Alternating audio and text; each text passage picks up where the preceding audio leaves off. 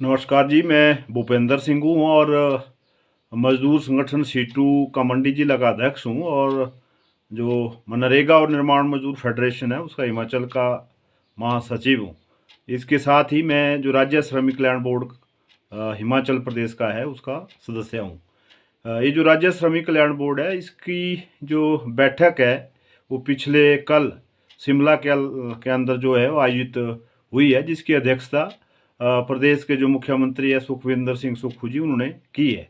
क्योंकि पीछे अभी पिछले दिन महीने ही 2 फरवरी को इस बोर्ड के अध्यक्ष हैं, वो भी मुख्यमंत्री स्वयं उन्होंने इसकी कमान संभाली है।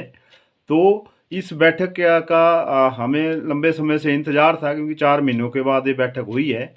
और इस बैठक में पिछले एक तरह से 1.5 साल से, जब से प्रदेश में अब सुक्खू जी के नेतृत्व में जो सरकार बनी है, उसके बाद 2-3 फैसले इस सरकार के समय ऐसे हुए हैं जिससे जो बोर्ड का काम है वो लगभग ठप पड़ा है। और हमें उम्मीद थी कि ये जो काम है वो अब, क्योंकि वो खुद बोर्ड के अध्यक्ष बने हैं, वो शुरू होंगे। मगर एक तो पिछले एक सप्ताह के से जो पूरे प्रदेश की जो सरकार की जो राजनीतिक हलचल है और उसमें कई तरह के जो घटनाक्रम हुए हैं, उसके चलते जो बैठक है वो निर्धारित दिन 29 फरवरी को नहीं हुई। उसके बाद वो 2-3 समय उसके बदले गए, कभी सुबह शाम कल, और कुल मिला के पिछली शाम वो मीटिंग हुई और उसमें 10 मिनट के लिए मुख्यमंत्री उसके बीच में आए। मगर ये जो लंबित पिछले मुद्दे थे इसके बारे में कोई चर्चा नहीं हो पाई समय अभाव के कारण।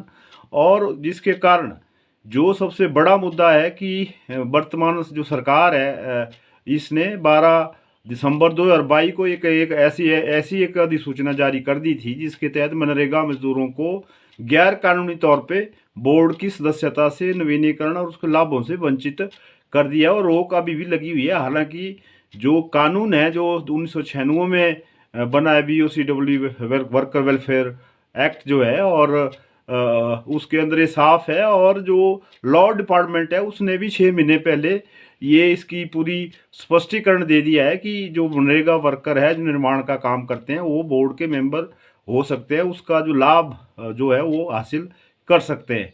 मगर बोर्ड के अंदर वो अभी तक भी वो लागू नहीं हो रहा है, जिसके चलते 1,15,000 जो मजदूरों के जो पेंडिंग जो सहायता है, जो लगभग 15 करोड़ के आसपास है, वो अभी जारी नहीं हो रही है।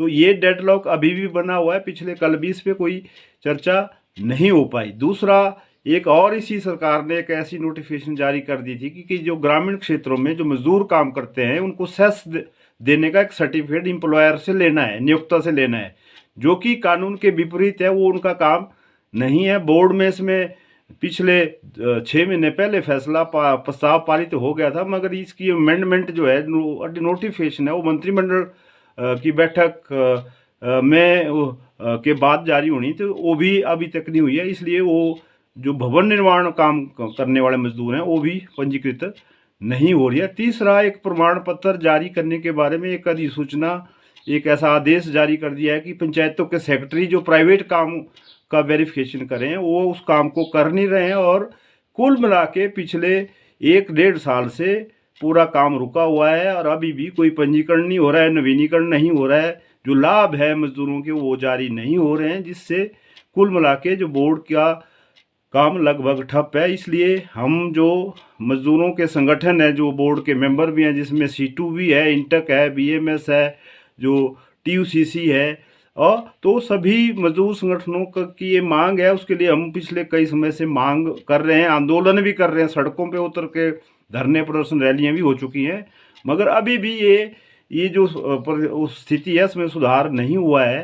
तो हमने बैठक करके सरकार को और जो बोर्ड के सचिव है उनसे बाद में हमने बातचीत की और उनको ये कहा है कि 10 मार्च तक इस डेडलॉक को खोला जाए, इसको ये जो सहायता राशि है इसको बहाल किया जाए। अन्यथा जो हमने एक प्लान किया है इस सरकार के खिलाफ, बोर्ड की कार्यप्रणाली के खिलाफ, गैर कानूनी तरीके से रोके गए लाभों को जारी करने के लिए जो आंदोलन हमने शुरू किया है, जिसको अगला चरण 3 मार्च था, इसको हमने फिलहाल 10 मार्च तक स्थगित किया है। और 10 मार्च तक अगर बोर्ड से इसके बारे में क्लैरिफिकेशन नहीं आती है, काम शुरू नहीं होता है, तो उसके बाद सभी जो मजदूर संगठन है आने वाले समय में सरकार और बोर्ड के खिलाफ जो आंदोलन है, संघर्ष है, उसको और तेज करेंगे। और यहाँ तक कि जो आने वाला जो लोकसभा चुनाव है उसमें भी मुख्य मुद्दा होगा और वो कांग्रेस पार्टी की सरकार को इसके परिणाम भुगतने के लिए भी तैयार रहना पड़ेगा। इसलिए हमारा पुनः सरकार से और मुख्यमंत्री और जो बोर्ड के अध्यक्ष हैं उनसे आग्रह है कि जल्दी से जल्दी इस पर जो रोका हुआ काम है उसको बहाल किया जाए। धन्यवाद।